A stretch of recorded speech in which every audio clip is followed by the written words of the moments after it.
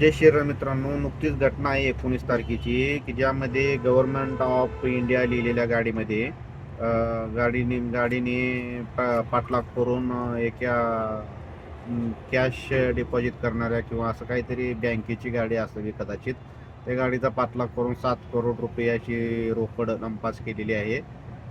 माझं म्हणणं असं आहे की बाबा, गव्हर्नमेंट ऑफ इंडिया लिहिलेल्या काही गाड्या असतात, प्रायव्हेट असतात किंवा असं ट्रान्सपोर्ट असतात.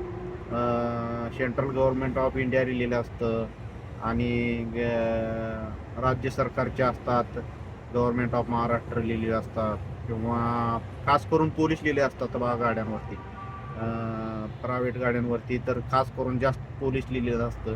माझं असं म्हणणं आहे की असं सरकारने कोड सिस्टमचे, बारकोड सिस्टमचे काढायचं आणि जे अधिकृत अधिकारी आहेत अशा लोकांना, प्रायव्हेट असो ट्रान्सपोर्ट असो, अशा गाड्यांना ते कोड देऊन टाकायचे, जेणेकरून त्यांच्याकडे ती नोंदणी असेल त्या कोडची.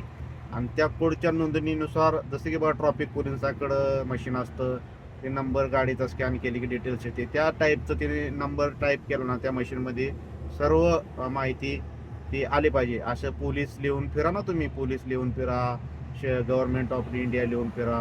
पण असं ते बारकोड दिलं ना त्यांना, खास करून जे अधिकारी आहेत त्यांना डिटेल्समध्ये, त्यांना नंबर तिथं त्यांची सगळा तपशील येईल ना त्या मशीनवर. ते असं केल्याने असे फ्रॉड रोखू शकतात, असं माझं म्हणणं आहे. तरी शासनाने याची गंभीर दखल घ्यावी.